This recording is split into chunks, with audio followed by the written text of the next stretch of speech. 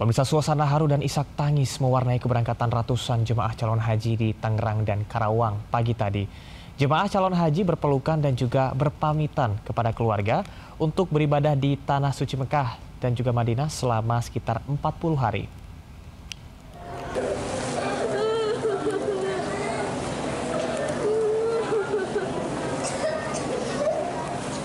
Sambil menangis, anak seorang calon jemaah haji ini terus memeluk ibundanya, seolah tak ingin berpisah. Suasana haru mewarnai keberangkatan 384 calon jemaah haji asal Kabupaten Tangerang di Masjid Agung Al-Amjad 3 Raksa pagi tadi. 12 tahun dari 2013. Gimana perasaannya bisa berangkat tahun ini? Alhamdulillah, luar biasa, bahagia sekali. Alhamdulillah, syukur sama Allah. Setelah menginap semalam di asrama haji Pondok Gede, calon jemaah haji akan diberangkatkan ke Madinah besok pagi. Suasana haru dan isak tangis mewarnai keberangkatan calon jemaah haji asal Kabupaten Karawang pagi tadi. Beberapa pengantar haji bahkan terus menangis saat bus calon jemaah diberangkatkan dari gedung Islamic Center. Tahun ini ada sekitar 2.000 calon jemaah haji asal Kabupaten Karawang. Sementara ada 37 calon jemaah terancam gagal berangkat karena belum lunas dan sakit. Tim Liputan iNews melaporkan. Pemirsa, kloter pertama jemaah haji Indonesia tiba di Madinah sekitar pukul 6 waktu Arab Saudi atau pukul 10 waktu Indonesia Barat. Dan berikut laporan Gigih Ivan dari Madinah, Arab Saudi. Musim Haji 1446 Hijriah 2025 Masehi secara resmi dimulai hari ini dengan kedatangan perdana jemaah haji Indonesia di Bandara Amir Muhammad bin Abdul Aziz, Madinah, Arab Saudi. Per tanggal 1 Mei 2025, total 6.761 jemaah haji Indonesia dari 17 kloter dijadwalkan mendarat pada hari pertama.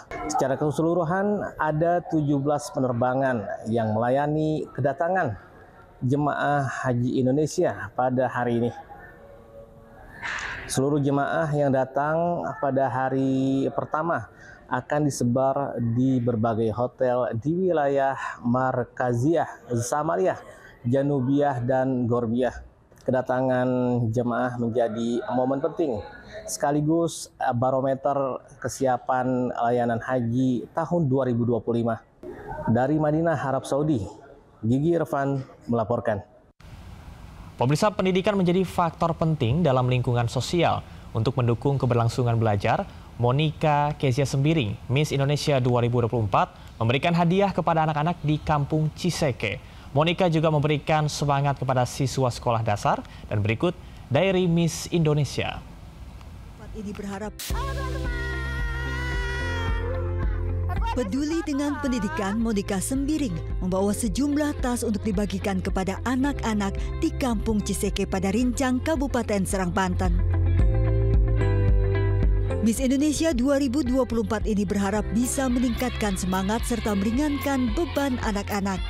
Makasih Kak Monik, tasnya bagus, aku senang. Terima kasih Kak Monik, tasnya bagus, aku senang buat belajar. Semangat dan antusias anak-anak Kampung Ciseke terhadap pendidikan menyentuh hati Monica untuk mendukung semangat belajarnya dengan datang ke sekolah.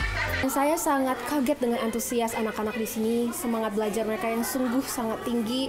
Saya yang tadinya juga sudah mulai capek dari aktivitas sehari-hari saya menjadi semangat karena energi positif dari anak-anak. Sayangnya kondisi Kampung Ciseke yang jauh dari air bersih membuat sejumlah anak-anak kesulitan belajar saat di sekolah. Perform belajar anak-anak itu banyak yang sering kena diare, sering kena penyakit kulit, jadi sering mengganggu performa belajar mereka sendiri gitu, seperti itu, Miss. Harapan besar untuk membangun Kampung Ciseke menjadi tujuan Monica dengan menyemangati anak-anak untuk terus mengenyam pendidikan demi masa depan. Daripada Rincang, Kabupaten Serang, Banten, Melati Diah, Jemi Yasin, Suryali Santoso melaporkan. Seorang emak-emak tertangkap tangan mencopet tas berisi uang jutaan rupiah milik pedagang di pasar di Bangkalan, Jawa Timur. Pelaku tak berkutik saat ditangkap pedagang pasar Socah, Bangkalan, dan nyaris diamuk massa. Pelaku menggasak tas yang tergantung di tembok saat korban sibuk melayani pembeli. Untungnya aksi pelaku diketahui oleh seorang pembeli, hingga tas berisi uang 8 juta bisa diamankan. Pemirsa majalah gaya hidup terkemuka High End Magazine menggelar penghargaan tahunan bagi perempuan Indonesia yang kreatif dan juga inspiratif bertajuk Indonesia Beautiful Woman 2025.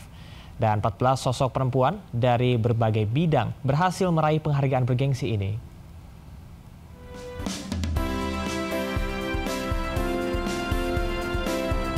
High End Magazine untuk yang ke-14 kalinya menggelar penghargaan tahunan Indonesia Beautiful Woman 2025 yang diselenggarakan di MSC Conference Hall, Gedung Ainus Tower, Kebon Sirih, Jakarta Pusat. Ajang ini bertujuan untuk memberikan apresiasi dan penghargaan bagi para perempuan Indonesia yang kreatif, inovatif, dan inspiratif. Sebanyak 14 perempuan Indonesia berhasil meraih ajang tahunan bergengsi ini. Penghargaan diberikan langsung oleh Eksekutif Chairwoman MSC Group, Liliana Tonusudibyo.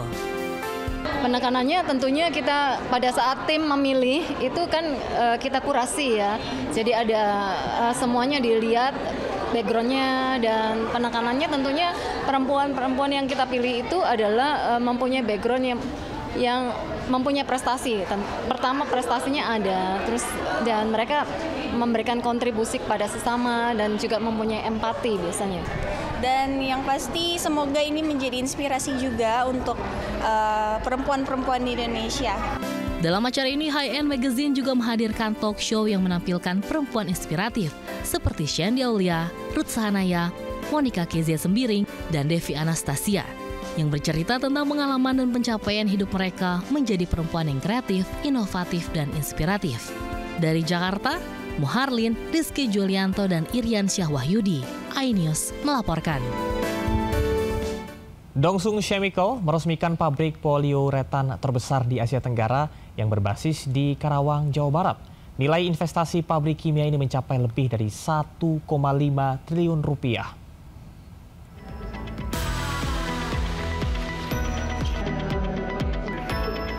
Dongsung Chemical meresmikan pabrik kimia bernilai investasi 1,5 triliun rupiah di kawasan industri Kabupaten Karawang, Jawa Barat. Pabrik yang memproduksi bahan kimia dan produknya ini akan menjadi hub produksi poliuteran global. Peresmian pabrik ini dihadiri Menteri Investasi dan Hilirisasi, Kepala BKPM dan Kedutaan Besar Korea. Pabrik bahan kimia ini memproduksi bahan baku untuk berbagai industri seperti alas kaki, otomotif, dan elektronik sebagai pasar inti. Sangat strategis, karena dengan industri chemical ini benar-benar menyediakan bahan baku untuk industri-industri lainnya seperti kalau kita lihat sepatu ini untuk solnya ya kan. Pemerintah akan mendukung investasi industri kimia yang ramah lingkungan. Dari Karawang, Jawa Barat, Rudi Setiawan melaporkan.